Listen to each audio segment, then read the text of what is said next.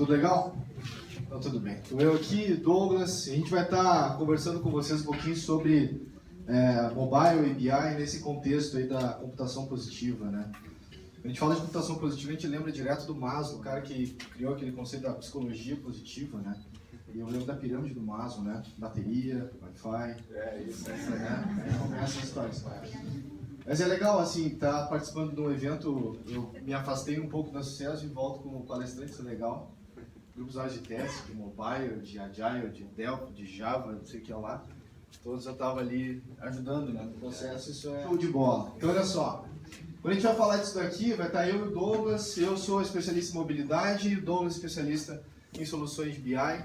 E a gente uniu forças aqui para brincar com essa coisa de quero controle, quero gestão e como é que isso fica no dia a dia, que acaba tendo muito esse foco, né? Quem quer solução de mobile, às vezes quer culpar alguém. Quem quer solução de BI, está querendo achar o culpado de alguma coisa. Como é que a gente inverte isso para fazer com que as empresas criem realmente capacidade de gestão, né, nesse processo todo? Então a gente tem essa questão, né, ou a gestão ou a penalização. E como é que eu trato isso dentro das empresas para poder criar uma estratégia positiva, né? Isso vai desde do processo, quando a gente começa a pensar na solução de mobilidade. Esse foi o case que a gente teve, e aí lá, quando se começou, ninguém queria trabalhar nesse projeto, porque ele não era para automatizar a equipe dos médicos, era para automatizar a equipe de hotelaria do hospital. Que droga isso, eu não quero automatizar a equipe do hospital, é um projeto pequeno. Esse projeto fez com que esse hospital em questão aumentasse a capacidade de liberação de leitos em 50%. Isso causou uma economia gigantesca dentro do hospital, foi um projeto premiado pelo Einstein, não sei o que lá e tudo mais e tal. E aí quando a galera começou a ver que estava caminhando para isso, aí todo mundo queria participar desse projeto. Preciso de ajuda, quero participar desse case, quero apoiar, né? Então isso vai desde o processo, quando a gente começa a pensar no projeto. Se eu pensar no projeto usando esse conceito da computação positiva, ele pode dar uma grande diferença. O que eu estou fazendo? É gestão da equipe de hotelaria ou reduzir o tempo de liberação de leito? O que causa mais positividade na hora de pensar a respeito da solução? Qual vai gerar mais causa, mais engajamento das pessoas? Então começa por aí. Tem uma fórmula mágica da mobilidade de pensar em a coleta da informação, mais controles, que eu colocar regras e regras e regras para impedir que a pessoa faça alguma coisa dentro da solução, e depois eu faço automação disso e eu tenho resposta do negócio para fazer ação, culpar alguém. Né? Eu crio uma notificação que vai avisar alguém que alguém fez algo errado e pá, você está culpado. E a gente começa a ver que se eu começar a trabalhar diferente, de pensar em prevenção e a questão de melhoria contínua, todo o processo é feito para que se melhore continuamente. Eu faço mitigação de risco porque eu quero tirar aquele risco, eu quero gerenciar ele, não quero que ele aconteça, eu quero melhorar o meu processo. A gente vai para uma outra possibilidade de fórmula aqui, que é trabalhar, em vez nos controles, eu vou trabalhar a prevenção. Como é que eu faço com que o cara não passe por aquela falha? Como é que eu faço que ele evite aquele problema ali? Né? Eu posso não pedir para o usuário fazer uma série de coisas numa solução de mobile. Está no contexto dele. Por que eu preciso pedir para o cara dizer onde é que ele está? Eu sei onde ele está, é só pegar o GPS dele. Como é que eu posso dizer se ele pode iniciar a tarefa dele ou não? Cara, eu sei, é só pegar o GPS do local que ele está indo, o GPS onde ele está, e ver se ele está perto. Se ele estiver perto, ele pode começar. Será que eu preciso dizer que ele iniciou o trabalho dele? Eu sei que ele iniciou o trabalho dele. Se ele começou a fazer um pedido e está naquele local, perto daquele cliente, ele já começou o trabalho dele. Então tem uma série de informações que a gente fica criando solução para pegar informação. Eu não preciso estar ali, estar presente. Eu não preciso dizer que eu estou te controlando, eu quero saber que começou agora. Não, eu sei que começou, cara. Você está trabalhando, está usando teu mobile, né? Então, tudo isso pode gerar informação. E a assertividade dessa resposta é o que as empresas começam a querer. E aí entra a parte toda do BI, né, que a gente começa a pensar nisso. Quando se fala de contexto, o modo como a gente utiliza para fazer a modelagem das soluções, é quase como um 5W, né, o 5W2H, mas a gente simplifica ele. A gente quer saber o seguinte: quem vai fazer o que, onde e quando. Se eu souber essas informações, eu consigo modelar qualquer solução de mobilidade. O onde é o contexto.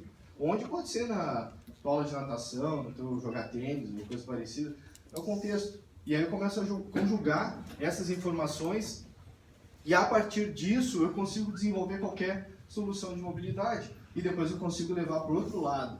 Né? Porque isso não é suficiente. O que a gente espera? O que a gente espera, Douglas, que a gente vai fazer a coleta de informação, né? Pois é, pessoal. Aí, entrando um pouco no mérito agora, a gente chega no contexto de ter muito dado, pouca informação, né?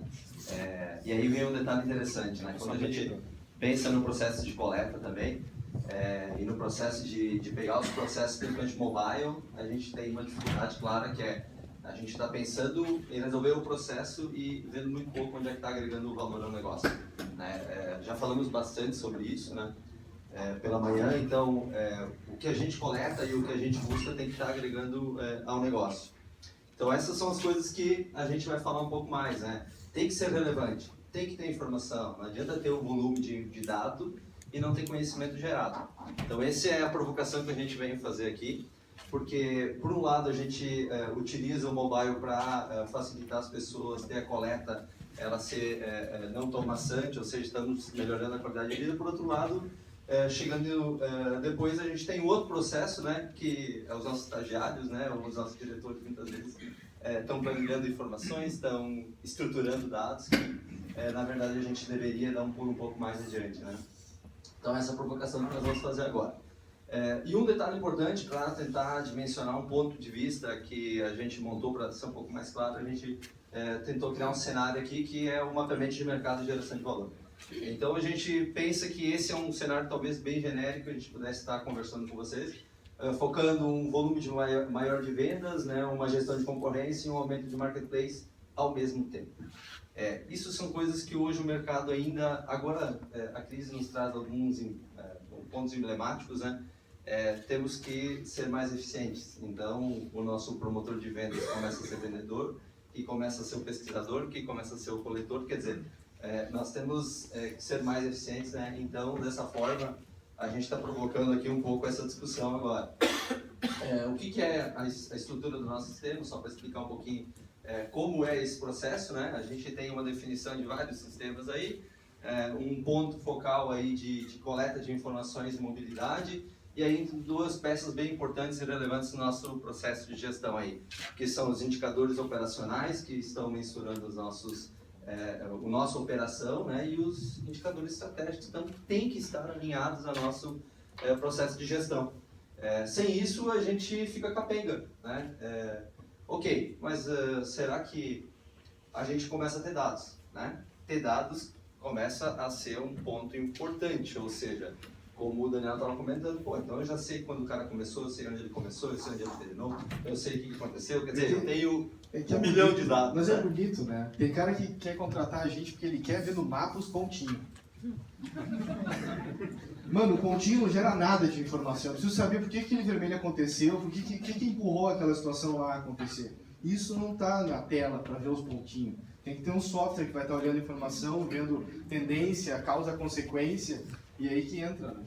E aí vem o ponto, né? Você imagina isso no Excel, né? Ou seja, numa planilha, numa tabela, num banco de dados, sem um conhecimento, né? Que a gente possa estar embutido e o que está se procurando. Então, o ponto também de você estar coletando coisas móveis, né, principalmente na rua, é trazer informação para dentro, não trazer dado. Dado a gente já tem, né, na grande maioria, e as empresas têm uma grande dificuldade já em gerar isso. Então, a ideia aqui é a gente começar a ter informações mais relevantes. Ok, mas isso é o suficiente? Ok, agora temos informações e regras de negócio. Só voltando aqui com uma coisa que eu me passei. O que são as regras de negócio, né? Dá para ver um pouquinho embaixo, assim, só para comentar. Os pontos vermelhos são aqueles que têm 20% menos de compra, nesse caso aqui eu só trouxe os clientes, né? Do que o ano anterior, né? Os amarelos e os verdes, então tem uma regra aqui que a gente estabeleceu para o negócio aqui, para a gente dar um contexto da informação, porque não é só o pontinho, como o Daniel comentou. E aí a gente chega no outro ponto, né? Ok, agora nós temos informações, elas têm uma regra de negócio, têm um conhecimento estabelecido, né? Tá com pelo menos uma ideia de gestão e, bom, isso é o suficiente? É isso que nós temos que fazer? Não, as coisas começam a estar interconectadas, né? Já temos que ter uma fluidez maior. Então, ou seja, as pessoas estão coletando informações na ponta, a gente tem um processo acontecendo, a gente já tem a regra, a gente tem a informação. Ok, o que nós temos que fazer? Automatizar, né? Coisas que a gente já sabe que tem. Então, por exemplo, se a gente está trazendo os pontos de concorrência que nós estávamos falando antes, a gente tem que ter a possibilidade de automatizar alguma regra que a gente possa fazer. Então, ok, aí nessa automatização, mas como é que é a automatização? Olha só, quando a gente encontrar um cara que tem presença de concorrência da empresa XPTO, o que eu vou fazer? Eu tenho alguma coisa estabelecida, é assim que eu vou ganhar mercado? Ou seja, é assim, beleza, então temos que ter ações. Não adianta a gente pesquisar mercado, estar olhando informação, trazer dados e não ter nenhum plano de ação lá na frente. Né? Não ter o que a gente fazer com essa informação. Aí chegamos numa reunião, ok, agora nós temos os pontinhos lá, né, Daniel? Então, assim, a gente precisa interligar as informações, né, e as plataformas para que a gente consiga trazer informações relevantes. E às vezes é pior, né? Às vezes a informação vem no almoço, né? Sabe que fulano falou que teve um lugar lá e o concorrente chegou lá. Não. Né? Então é muito maluco. Temos que ter uma coerência um pouco maior sobre isso. E outro ponto, e já temos isso, já otimizamos, né? Estamos automatizando a geração, temos que definir o fluxo. Para onde vai? O que acontece? Né? Então, a gente tem um processo contínuo aqui. Está coletando, tem regra, está interligado. Tá, o que eu estou fazendo? Tem uma ação estabelecida, eu tenho que definir o fluxo. O fluxo pode ser uma mensagem, pode ser uma interligação, eu posso devolver para o RP, eu posso acionar o BPM, ou seja, o processo tem que estar simples e claro. E hoje o Gilmares falou muito disso, né? Tem que ter simplicidade. Porque a partir do momento que, ok, tive uma ideia, quero fazer esse processo de coleta, integração, e se for complexo, meu amigo, vou fazer um projeto agora de 6 meses para nós fazer isso aí. Bom, aí a gente vai ter mais um problema, que é o tempo, investimento, esforço, né? O próprio Google nos mostrou isso com uma certa facilidade, né? Até algum tempo atrás, todo mundo que queria configurar o e-mail tinha que saber o que era POP, SMTP e não sei o que. Hoje, tu vai lá, faz um login, bota teu dado e está tudo pronto. Né? Então, nós temos que ter essa possibilidade de gerar ação e alerta integrado no nosso processo também. E aí a gente tem outras questões, né? Aí depende do princípio da organização, né, Daniel? Que são as coisas que a gente quer comentar aqui também. Ou seja, identifiquei, eu sei o problema, eu estou sendo avisado. Em tempos de escuta de Sérgio Moro aqui, eu também posso ficar sabendo do que está acontecendo, né? Que eu posso pegar o indicador lá e estar mapeando o tráfego de informação e sabendo o que está acontecendo. Então a gente tem que definir o que a gente vai fazer com o controle. Né? O controle serve para quê? Né? Para dizer, cara, tu fez tudo errado, isso aqui não está legal, né? E simplesmente, ou a gente tem que começar a ter um processo, cara, estou te ajudando, estou te mostrando a melhor rota que tu vai fazer, eu estou te mostrando o indicador, estou te mostrando que o teu negócio, a tua operação agrega valor para o diretor, ele está esperando de ti uma posição efetiva com relação a isso. Né? É aquela ideia de você estar construindo uma catedral ou você está fazendo um muro, né? Estou sentando tijolo, mas eu sei que é uma catedral ou um muro. Então é muito importante ter essa influência, né, com relação a isso. E muitas vezes, infelizmente, a gente tem um certo problema com isso, né? Que quando fala assim controle, né? Na verdade, o controle gera uma culpa, ou seja, eu tenho que achar alguém que está fazendo alguma coisa errada e não uma forma de estar melhorando o nosso processo. A ideia geral aqui é a seguinte: a gente tem que entender que termos uma empresa é como dirigir um carro. Né? A gente tem uma coleta contínua de informação e ela está automatizada, ou seja, a gente sabe o que está acontecendo. Né? Então essa informação está fluindo e eu estou capturando ela, eu preciso capturar essa informação. Eu tenho que ter indicadores de performance, né? Ou seja, eu tenho que saber que velocidade eu estou no trajeto, eu tenho que saber quanto eu ainda tenho de combustível. Né? E tem outros indicadores que aqui acontece uma grande falha muitas vezes, né? E também não é uma coisa tão simples, definir quais são as informações relevantes para a gestão, né, do dia a dia ou da temporalidade que a informação necessita, e quais são os indicadores que são de exceção. Ou seja, eu preciso ser avisado dessa informação quando acontecer. Ou seja, vocês não vão lá olhar o nível de óleo todo dia. Né? Agora, se faltar óleo, o carro para de andar. Então eu tenho que ter um nível de exceção, mas eu não estou olhando aquela informação toda hora. E essa gestão de exceção ela é muito relevante. E ela às vezes é mais importante e a gente acaba não vendo ela e não dando muita bola para ela. Eu estava pensando aqui, né? Acho que para as empresas vale muito disso. Quer dizer, quando o carro, eu xingo o carro, mas ele não responde, né, ainda. Mas a gente fica nessa coisa assim, os indicadores vão te ajudar, o que eu quero no fim do dia é que o carro ande melhor. Ou que ele continue andando, né, como ele vem andando.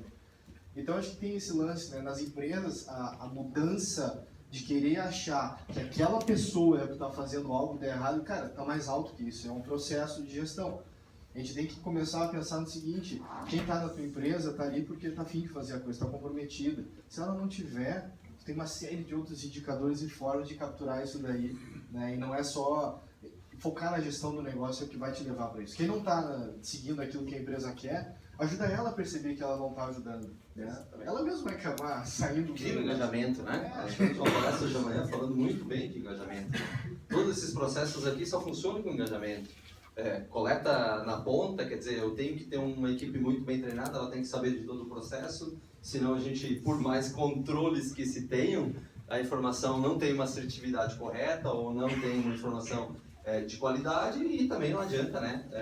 Plataformas e sistemas de gestão estão mostrando um número que não é interessante, ou seja, está incorreto, não tem uma assertividade e também não tem o tempo necessário. Então, esse é o ponto importante que a gente quer deixar para que vocês pensem também com relação a isso, né?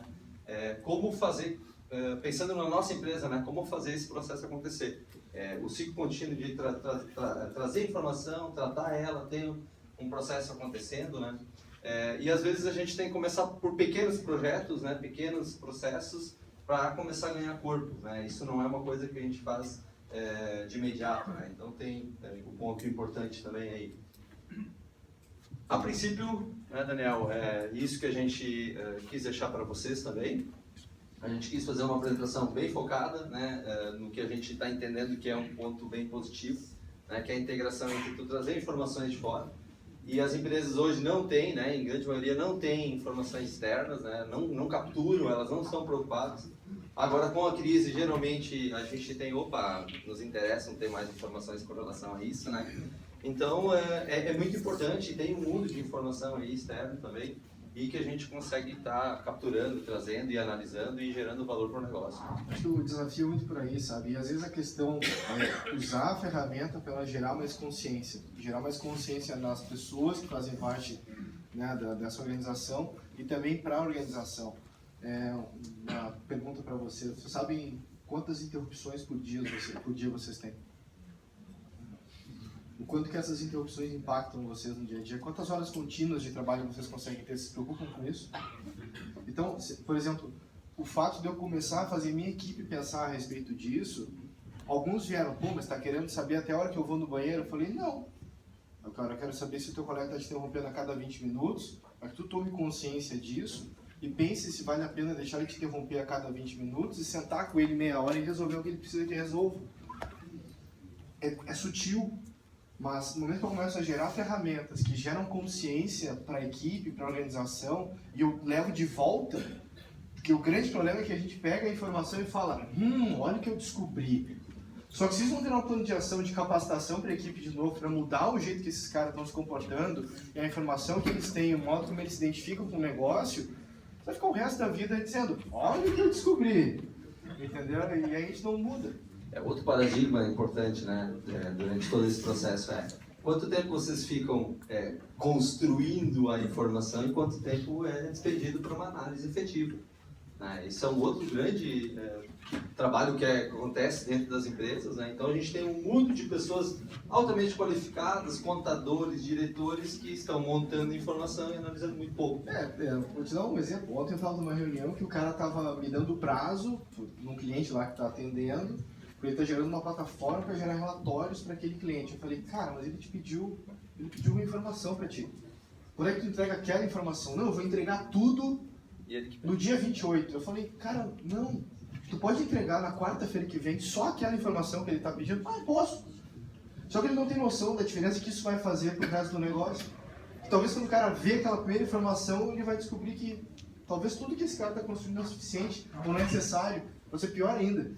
Então, dando um pitaquinho aqui de métodos ágeis, entregue de forma constante e com ritmo, né? Inclusive o retorno dessas informações para a equipe, para que de uma forma sistemática as pessoas possam melhorar os seus processos e se questionar, ter o seu momento de reflexão, né?